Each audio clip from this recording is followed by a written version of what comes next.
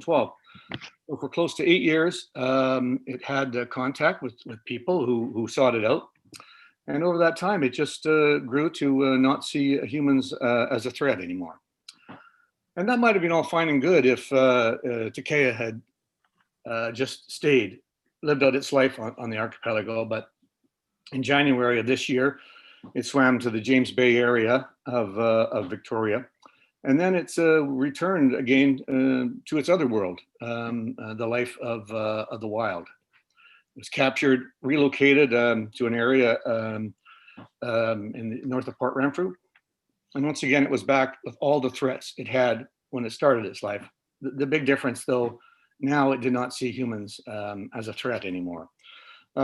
Conservation officers, right from the very beginning, warned people about the potential for habituation of this wild wolf. And maybe it was inevitable, given how close this wolf was, how unique it was on the edge of so close to a city the size of Victoria, that people couldn't resist themselves. And as a result, well, he did become habituated, and that led to him ultimately being an easy target for illegal hunt.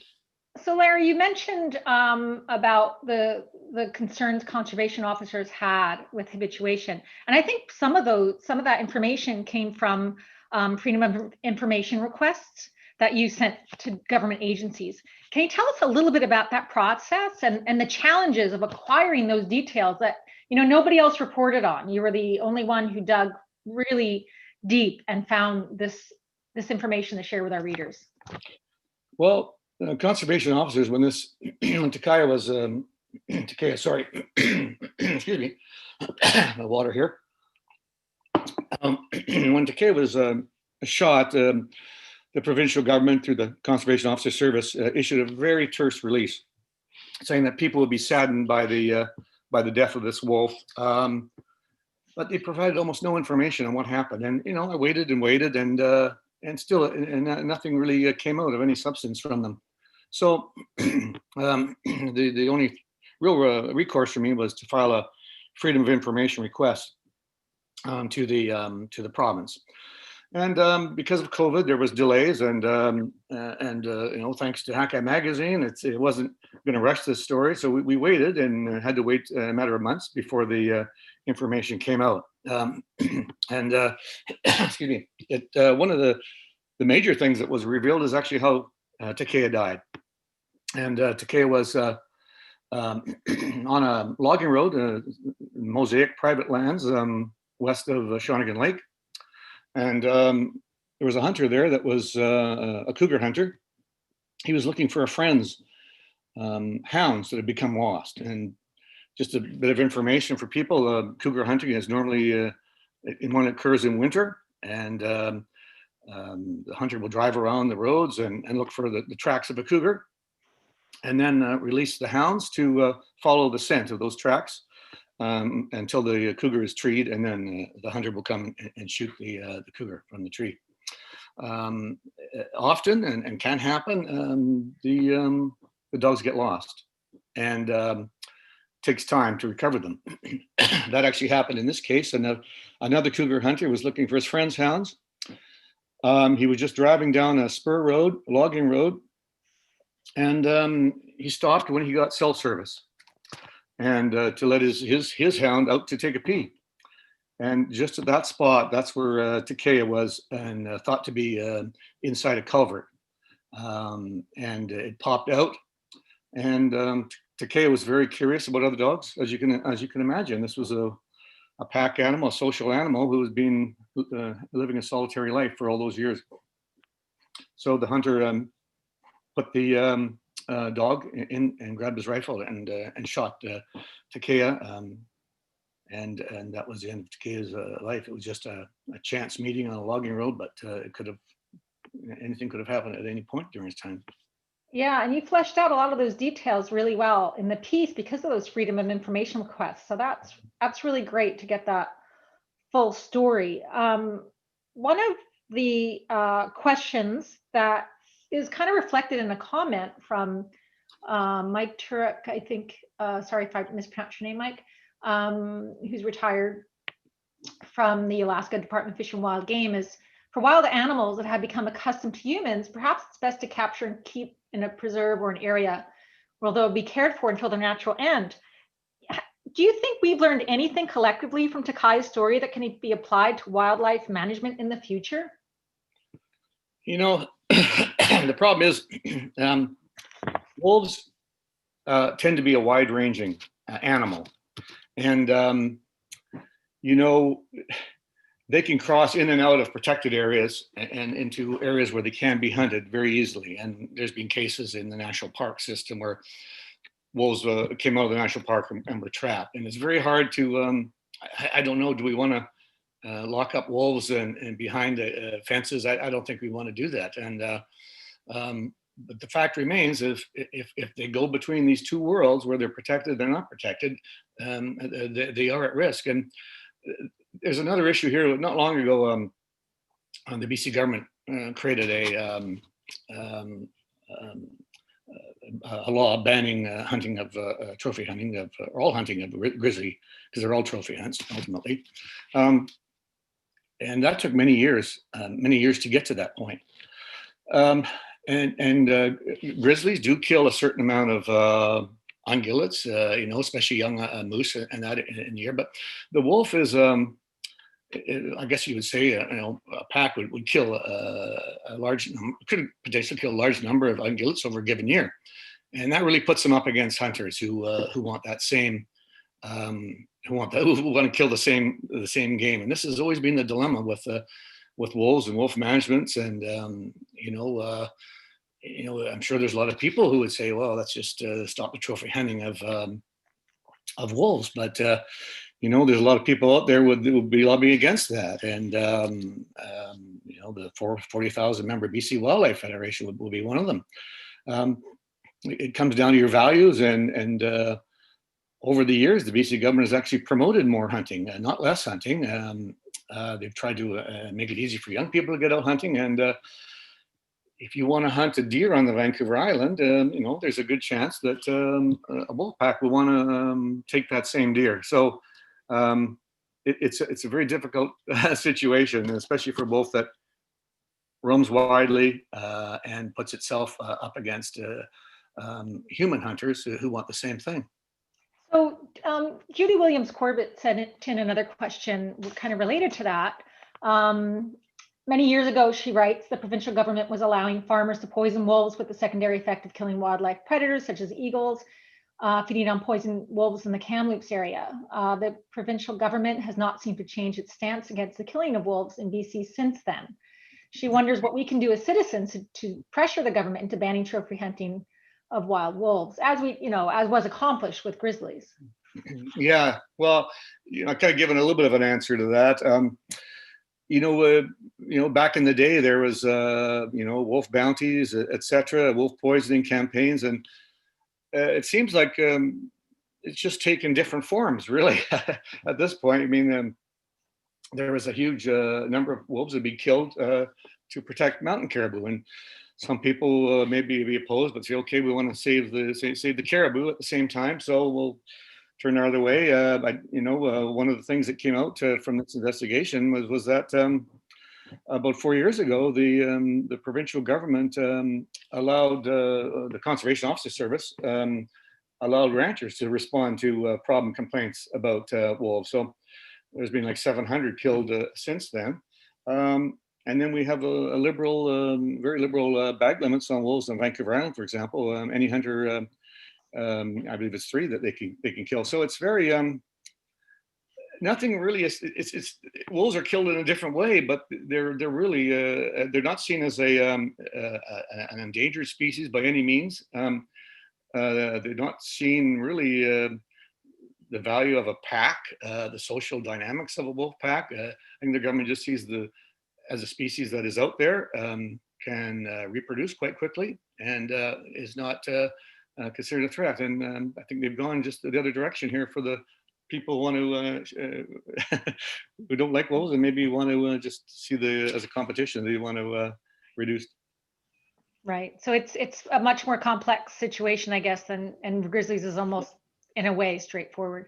Well, it is But complex, but just want to add one thing. The other dynamic here that has emerged in recent years is First Nations, and now the First Nations, the coastal First Nations, were very much opposed to the grizzly hunt, and they were a huge factor. And if you have First Nations on board for these kind of things, it definitely makes things easier to make them happen.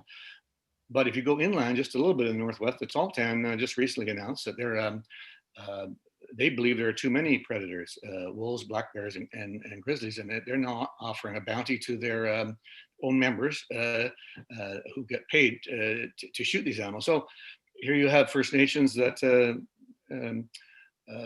wielding more of their own influence on the landscape, and they can have very different views. They have a long history of trophy hunting, for example, the Tahltan. So okay, complexity. yeah, very interesting. Interesting side of the story. So this is a question from Ray Carr. Why do you think the details of Takaya's demise could only be obtained through freedom of information request? What do you think they didn't want revealed, Larry? We deal with secrecy all the time at all levels of government, and why they didn't want to come out. There was initially, this occurred on private mosaic lands, and I believe there was a bit of a delay determining whether it was a legal hunt or not. I did mosaic, by the way, is the largest private forest landholder on the BC coast, and this occurred on, and it's actually owned by a collection of public sector pension funds, and it occurred on their land. And I think there was maybe some initial debate. They had to investigate whether it was legal or not, whether it was trespass. But I talked to the chief forester for Mosaic, and he said that in general, they like to open up their lands to, if there's a public hunting season, they like to allow it on their lands. That might have been initially part of it. Beyond that, I really can't say, other than secrecy is something we deal with every day as a journalist, and unfortunately, and I shouldn't have to go through it to this extent, but it's just what we have to do, unfortunately. Mm-hmm. So do the conservation officers involved with Takaya's relocating Takaya, do you think they have any regrets about where they chose to release him? I don't think so. I think they gave it consideration. I believe they talked to the provincial vet as well, and I think they legitimately felt that this was a place where Takaya had a chance to make a go of it. And I know that the Indigenous people in the Port Renfrew area, who they felt it was released too close to their community, given his level of habituation. They would have liked to seen him further north to the Carmana-Walbran protected area. Whether or not Takaya's habituation would have caught up with him even there. Ultimately, it's hard to say. But I believe that they did go the extra distance. They because of the notoriety, or the people knew about this wolf. I believe they went the extra distance in finding a place to release. But ultimately, Takaya never really felt at home. I felt he was found. He wandered as far away as Shirley. It's a little community, place people stop for cappuccino on the way to Port Renfrew, and then he went back again, and then he headed towards Shawnigan Lake area. It felt that he wasn't comfortable for whatever reason where he was, and but I believe that the conservation officers did what they felt was the best they could do. And, did any of them express anything to you about how they felt about Takaya's death? Well, you talked about the FOI documents. I actually had 3 batches of them. 2 of them I did myself, and a third one actually came from an individual. And most of what he provided, I already had, but there was a couple of glimpses in that 3rd batch of FOI documents, and conservation officers said that they did say that he had become habituated, and that was ultimately, and there was also a comment, and I know that Cheryl Alexander has done an incredible job of documenting this wolf, and award-winning documentary. But there was a comment by a conservation officer in there, just saying that there had been concerns by officers about her actions on the island. And there again, it lends itself to not just her, but other people in total, and the influence they had on habituation of this wolf. And these were contained in the documents. Michael Jackson also asks, did the conservation officers explain why Takaya wasn't returned to the islands? Yes, well, they did. Basically, they just said that Takaya left for a reason. And to take him back there again, they just didn't see the value in that. I talked to a University of Victoria professor, Chris Derrimont, about the timing, and it was wolves breed once a year, and this was within that breeding time. It's possible that Takaya just, he'd spent 8 years on the island. He was 11 years old. That was a top end for a wild wolf, and he maybe just decided that this was his time, and he was going to try to form a pack, meet a mate. We'll never really know. But the conservation officer just felt that it was his decision to leave, and it wasn't their decision to put him back after he had made that decision. Yeah, makes sense. We have a question, a pretty straightforward question from Bob Gallo. Speaking of the islands, what do you know the distance a wolf can swim? For Bob, it was surprising to learn about Takaya's aquatic ability. Well, I know they can swim for several kilometers, and the Broken Group Islands, they swim between those all the time. I did a calculation. I believe it came out to if you take the closest point within the archipelago where he lived to the closest point on Vancouver Island, it would have been I think it was about 1.5 kilometers. So that's well within the reach. And of course, these are cold waters and ocean currents. It's quite an amazing thing, but they can swim beyond that distance for sure. Right. Do you think this is from Pat? Do you think we touched a little bit on this, but do you think even though there's tremendous pressure to continue this trophy hunt going, and then traditions that support the trophy hunt from Indigenous communities, or a wolf hunt from different communities, do you think Takaya in the long run will help gain support for this species that I believe it's been delisted gray wolves have been delisted in the US? Even though that, Yellowstone has its iconic returned wolves. But the minute they step out of that park, they are fair game. So, but in the long run, can Takaya change the dialogue?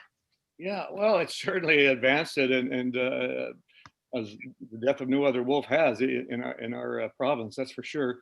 Where that ultimately leaves, I mean, there was a big uproar over Cecil the lion that was shot in Africa a few years ago, and it did have some changes, not as much as you might have thought. The problem with Takaya is the timing of Takaya's death is that it was just at the beginning of a global pandemic, and over 1 million people have died now globally, and it's whether that can be. I mean, there was a wolf that died in Alaska a few years ago, Romeo, and he has a lot of similar connections to Takaya's story. He was a lone wolf near Juneau, Alaska, and he became very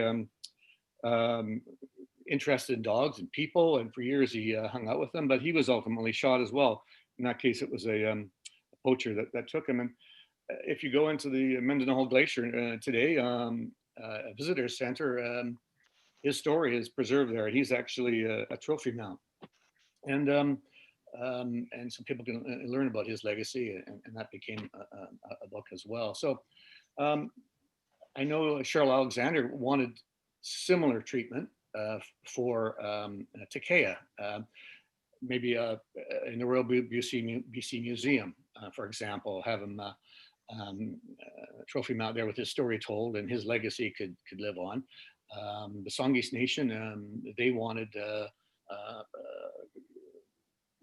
return of Takaya's remains, and that ultimately did happen. And although they requested privacy, so I don't really know what's happened. I assume that maybe some ceremony has been or will be held on the Chatham Islands for him. And so in that case, Romeo has a very public area where people can know, and whether that can long term can happen to Takaya story, I don't know.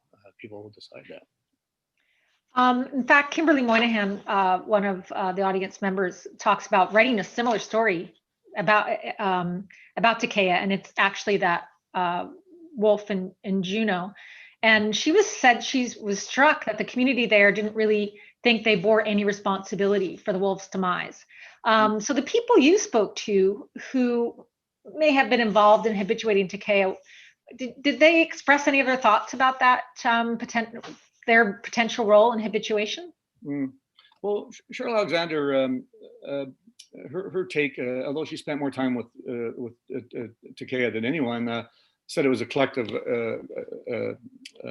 situation where all kinds of people over the years were also coming close. Tour operators, for example, were coming close. The problem is, I go out in the wilderness a lot, and I've been on lakes and I've seen wolves come trotting up along the beach to me. And did I run screaming at them? Get out of here! The hunting season's coming. No, we love wildlife. We love to look at it, and here was such an amazing opportunity. And part of me doesn't really blame people, but there is a reality here, and I think often people like to blame the hunter who did shoot the wolf, but we forget sometimes there are legal hunts out there, and our actions could be detrimental ultimately to that animal. Yeah, which actually leads into a question from Vanessa Isnardi. Any thoughts on how to reconcile that fascination we have, that most of the public has with wolves, and the need to keep them wild for their own safety and for ours? Is that reconcilable? Yeah, I'd be curious what the professional nature photographers, what their code of ethics are on this. I've lived here in Maple Bay, and almost every day there's deer on my front lawn, and these deer don't really go very far. They're not really going to be an issue in terms of hunting season, I don't think. But I don't really have an answer for that one. I mean, I don't know. You've written about this yourself, and you've written a book about a lot of this issue. I mean, you might have some thoughts on this yourself. It's a tough one. People who want to see an animal alive, and some people want to see it dead. And those who want to see it dead, they have the government on their side. Yeah, it is difficult. I feel like we have so many subcultures in a very crowded landscape full of humans, right? Mm-hmm. So it is a very difficult one. We have a couple of minutes left, maybe 3 minutes or so left. I'm going to try to get to a couple more questions before I ask my final one. Don Scott wonders if there's any evidence that the wolf had left and returned to the islands in the past. Did it come and go? Do we know? There were a couple news reports where it had gone to a lighthouse station where their lighthouse keeper had dogs. That was a few kilometers away, and then but that's the only one that I am personally aware of. It swam back and forth between its islands. It was hunting for mainly harbor seals, but it would take anything else it could. But once again, the fact that it went to that lighthouse keeper's residence where he had dogs, that would suggest it was just looking for another canine, for companionship, perhaps. That's the only actually one I'm aware of, though. Yeah, I used to live in the neighborhood where that was probably closest to where Takaya could have swum to in Oak Bay. Mm-hmm. And there's trustworthy people who wondered if the very large dog they saw bounding across a road in front of their car was Takaya come for a nighttime visit, because right there's just so many deer, right? The golf course there, whatever, it is just full of things to eat. So entirely possible, I think. But who knows? I don't know if anybody's really spent any time documenting that.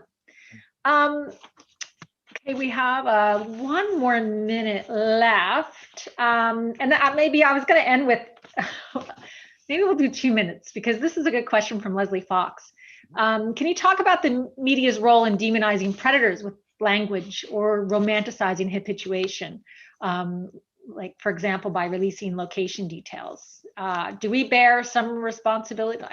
I don't think Hackeye Magazine, I think we did a really good job on bringing the many different facets of the story. But, but when news is quick and we just want to get it out there on the radio or whatever, does the media have a role to play? Well, for sure they can. And, often the sensational approach is taken. I mean, I worked 41 years for the Vancouver Sun, and I remember writing an article about grizzly bears in conflicts with people in the Bella Coola Valley, and they picked a photo of a bear with this snarling face on it, a grizzly bear. And it was so upsetting to me because I found out later it was actually a circus. It was a trained kind of a circus bear used for the movies, and that kind of thing. The terminology is torquing it up, and it doesn't help at all. But on the other hand, it can go the other way as well. And I know over my years when I've talked about wolf kills, it's gotten some of the most publicity, and it's very easy to wrap people up as well, get them opposed. So drawing that balance, and I feel the article has done that, and thanks to Hackeye for giving me the time to do it. We don't always see that, and I'd absolutely agree that the media can push it one way or the other. We have to end now, and I think that's a good note to end it on: balance in all ways, media, and maybe how we treat predators, top predators. Thank you very much for joining us today, Larry, and thanks for everybody for tuning in. This is recorded, so come visit us on YouTube. If you would like to watch our other webinar, it's there too. Thanks very much. Very much. Appreciate it.